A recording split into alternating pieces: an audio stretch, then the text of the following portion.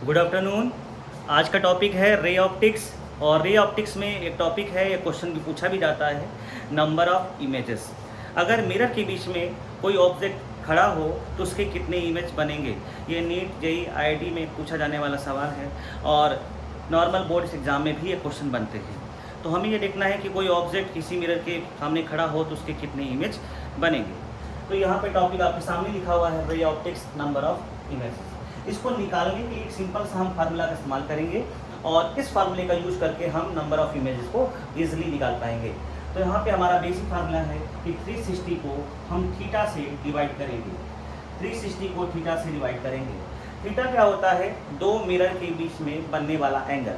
अगर दो मिरर दो मिरर एक दूसरे को टच कर रहे हैं तो किसी ना किसी एंगल पे वो एक दूसरे को टच कर रहे होंगे। उनके बीच में जो एंगल बनेगा उस एंगल को हम बोलेंगे थीटा। ठीक है, जैसे मान लीजिए ये मिरर है, मैं एक मिरर बना रहा हूँ और ये मिरर दूसरे मिरर को थीटा एंगल पे टच करता है। ठीक है, या किसी एंगल पे टच करता है। ये जो एंगल है ना, ये जो दो मिरर के बीच में एंगल बन रहा है, इसी एंगल को हम क्या नाम देते हैं? थीटा। ठीक है, तो अगर हमें इमेज की नंबर को निकालना है, संख्या को निकालना है, तो क्या करना है? 360 बाई थीटा को डिवाइड करना है और डिवाइड करने से आपको एक वैल्यू मिलेगी। एक आपको वैल्यू या आपका कोई ना कोई रिजल्ट आएगा। तो जो वैल्यू आपको मिलेगी तो ये वैल्यू की दो कंडीशन हो सकते हैं, या तो ये वैल्यू इवन होगा या तो ऑड होगा। तो जब भी आपको निकालना हो तो आपको क्या करना है? डिवाइड करना है और डिवाइड करने के बाद वैल्यू को चेक करना है। पहले वैल्यू को चेक करना है, वैल्यू में देखना है इवन है या ऑड है, इवन है या ऑड है। ठीक है, अब आप सबको पता है इवन या ऑड के बारे में बताएं। तो इवन का मतलब होता है जो नंबर दो से डिवाइड हो जाए उसे इवन कहते हैं, और जो नंबर जो दो से डिवाइड नहीं होता है उसे हम कहते हैं ऑड। ठीक है, तो इवन अगर आया तो हमारे लिए क्या करना है? ये जो वैल्यू है इसमें केवल 1 से माइनस कर देना है। तो नंबर ऑफ इमेज निकालने के लिए क्या करना होगा? 360 बाई थीटा माइनस 1 कर देना है। मतलब जो आपने डिवाइड किया उसमें केवल 1 माइनस कर देना है, और ये जो माइनस करने से जो वैल्यू आपको मिलेगी वही होगा नंबर ऑफ इमेज। तो इमेज की संख्या इवन में निकालने के लिए केवल इतना ही कॉन्सेप्ट आपको अडॉप्ट करना है और इसलिए आप ये निकाल सकते हैं। लेकिन ऑड अगर आया, मान लीजिए डिवाइड किया और डिवाइड करने के बाद इवन वैल्यू की जगह ऑड वैल्यू आ गई, तो क्या करना है? यहाँ पे दो कंडीशन बनेगी। यहाँ पे आपकी दो कंडीशन बनेगी, एक होगा सिमेट्रिकली या एक होगा एसिमेट्रिकली। ठीक है, मतलब इसका मतलब है कि ऑब्जेक्ट सिमेट्रिकली बैठा हो या एसिमेट्रिकली बैठा हो। मतलब ऑब्जेक्ट मिरर के बीचों बीच बैठा हो, मतलब एंगल को बाइसेक्ट कर रहा हो। तो अगर ऐसी कंडीशन बैठा है जिसको हमको बोलते हैं सिमेट्रिकली। ऑब्जेक्ट सिमेट्रिकली बैठा हुआ है। एसिमेट्रिकली में क्या होगा?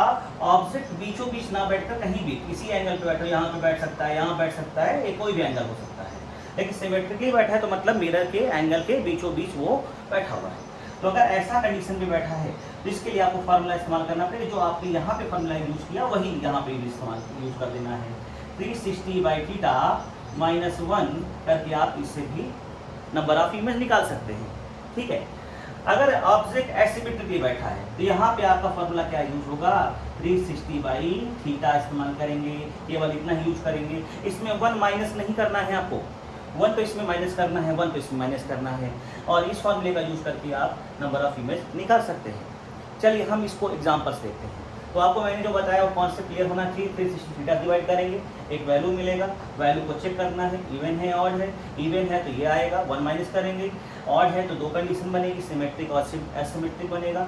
तो इसको करके आप ऐसे निकाल सकते हैं। चलिए एग्जाम्पल लेते हैं। मान लेते हैं मैं यहाँ पे एक मिरर ड्रॉ कर रहा हूँ। ठीक है, एक मिरर ड्रॉ कर रहा हूँ। ठीक, एक मिरर को मैं दिखा रहा हूँ कि ये दो मिरर हैं और दोनों एक दूसरे के परपेंडिकुलर है, मतलब 90 डिग्री पर हैं। तो इनके बीच में एंगल कितना बन रहा है?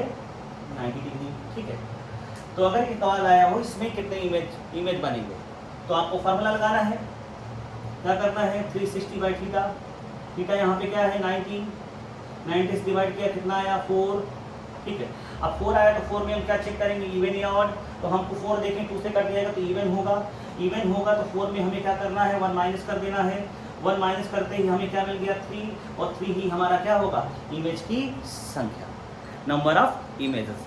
वेरी गुड, बहुत बढ़िया। यहाँ पे हमारा आंसर आ चुका है और हमें क्या करना था, 360 को 90 से डिवाइड किया, 4 वैल्यू मिला, 4 को 1 से माइनस कर दिया और 3 वैल्यू हमको मिल गया। तो हमने इवन वाली कंडीशन को देख लिया है। अगर हम यही कंडीशन को ऑड में देखें, ये ऑड में क्या हो सकता है, तो चलिए हम ऑड को भी देखते हैं। इसको मैं इरेज करूँगा और फिर ऑड को चेक करूँगा। यहाँ तक का आपको कॉन्सेप्ट समझ में आया होगा, ठीक है। तो अब हम इसको देखते हैं ऑड कंडीशन को। ठीक है, अगर मान लेते हैं दो मिरर हैं और एक दूसरे के 40 डिग्री पर अटैच होते हैं, मतलब दो मिरर एक दूसरे को 40 डिग्री पर हैं, 40 डिग्री बना रहे हैं, ठीक है। तो इसकी इमेज की संख्या है, तो आप क्या करेंगे, वही काम करेंगे, 360 को 40 से डिवाइड करेंगे। डिवाइड करने के बाद आपका वैल्यू मिलेगा 9। तो आप चेक करेंगे 9 इवन है ऑड है। आपने चेक करा 9 आपको देखा इवन तो नहीं है, ऑड है। तो ऑड में आपको क्या लिखना है, कंडीशन क्या लिखनी है, सिमेट्रिक एसिमेट्रिक। मान लेते हैं ऑब्जेक्ट सिमेट्रिक, मतलब बीचों बीच बैठा हो, 20 डिग्री पर बैठा हो, मतलब बीचों बीच में, यहाँ से 20 बना रहा हो और इधर से 20, मतलब बीचों बीच में है। तो ऑब्जेक्ट यहाँ पर बैठा होगा, ठीक है, ऑब्जेक्ट यहाँ पर है एकदम बीचों बीच में। तो हम क्या करेंगे, सिमेट्रिक कंडीशन में 1 माइनस करना होगा।